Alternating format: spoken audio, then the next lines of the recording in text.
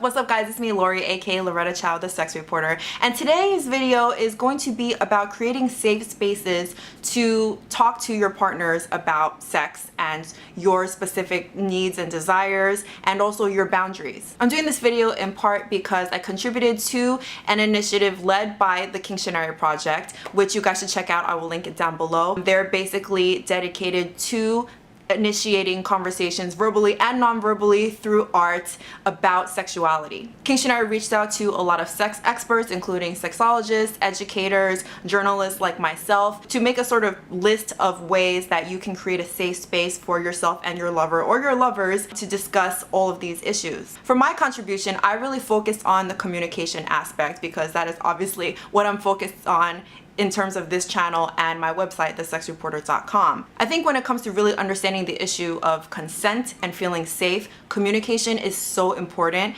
and it can also be really difficult because sex is such a personal thing and every individual comes from a different frame of reference. So the first thing I think is really important to know is that there is no baseline norm when it comes to sex. There are things that are assumed to be normal. There are things that are considered to be quote unquote vanilla that might end up in mainstream media or that people maybe feel a little bit comfortable talking about in open conversation, like having missionary sex with your boyfriend or girlfriend or something like that. But there are things that sometimes lie a little bit further beyond that, which are not accepted by the mainstream and can be considered quote unquote kinky or can be considered a fetish. When it comes to those things especially, it can be really difficult to start this conversation because you're really not sure how that person is going to react. So that's why what I try to do here is to spread the message that we should take a more objective stance to sex so that people can bring these things up and we can honestly say, hey, this is what I like.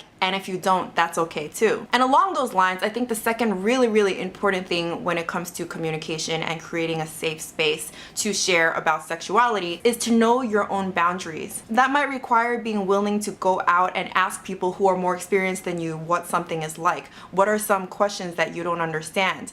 And when you do take those questions to the other person, hopefully that person will answer you with an open mind and be patient and also be accepting when at the end of the day you hear everything that they have to say and you decide, you know what?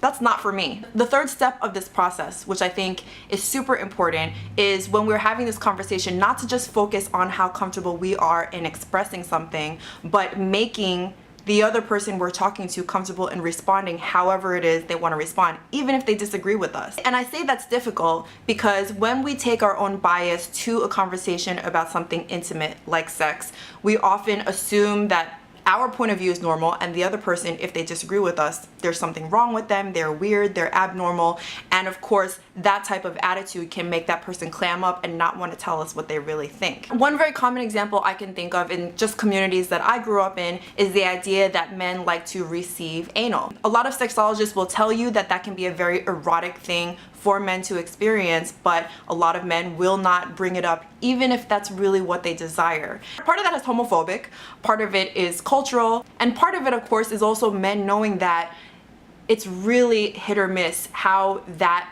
expression of desire is going to be received by your potential partner. There are people out there who of course are happy to oblige or to talk about it, and there are also many people who will immediately say, what's wrong with you? That's not normal. They might call you out on social media, as has been done between Amber Rose and Kanye West, which I actually hope Amber has come around on because I know she is a very big proponent of sex positivity or objectivity when it comes to sex. And so, you know, that was kind of a dark moment, I thought, you know, making fun of Kanye on Twitter in a Twitter war with the Kardashians or whatever about him liking anal play. I thought that was kind of messed up, you know what I'm saying? And that is exactly what I'm talking about. Every time a person opens up about something that might leave them vulnerable in terms of exposure or judgment in the public, they're trusting the person who's listening to them with something that is very private and that might have to be kept a secret because of social stigmas.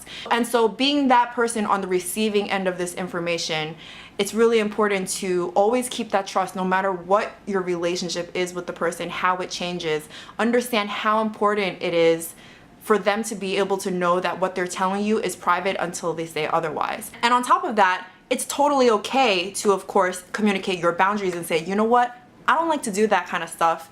That's fine, but not in a way that's like, I don't like to do that stuff, nobody else likes to do that stuff, and you must be some kind of freak. That's part of what people mean when they talk about sex positivity, which I know is a term that not everyone understands, but sex positivity is probably not even the best word for what sex positivity is. It's more about sex objectivity. It's about understanding that as long as sex is between consensual adults, there's nothing wrong with it. Everybody has their own preferences, and in reality, even though we assume that lots of things are quote-unquote normal, there are lots more people than you realize who like to do things that don't fall under the umbrella of being normal. I actually did an article about this on my website last year because there was a very comprehensive study that was done anonymously, and so it encouraged people to just talk honestly about experiences that they've had in the past. Significant percentages of people who responded to that survey said that they had tried things like foot play, like group sex, and that they may not do it habitually, but it's something that they've been curious about. The results didn't go deep into all the different types of sexual behaviors that there are, but I think they definitely show us that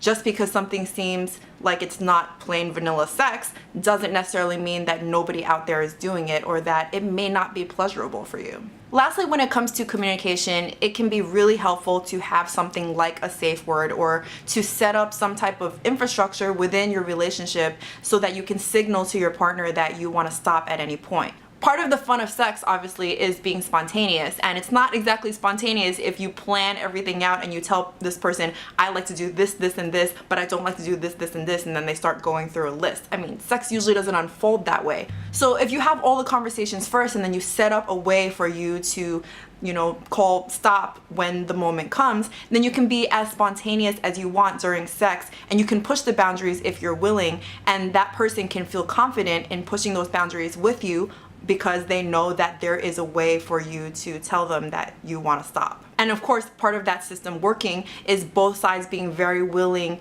to be empathetic with each other and to be careful with each other and to make sure that they get enthusiastic consent about whatever it is that they're trying to do. Some of the sexual desires that come to mind when it comes to having a safe word and having that be very useful, aside from the obvious, which is BDSM, is just in general the dynamic of certain people liking to be dominant in bed and certain people liking to be submissive. If you do tend to be on the submissive side, but you're not even participating in bondage or anything like that, it can sometimes be a little frustrating when your partner doesn't know how dominant to be, how far to push, and everything like that. So in those cases, having a conversation beforehand so that you have a certain comfort level with your partner in saying, hey, you know what, this is as far as I want to go. Or not saying those words, saying something completely different.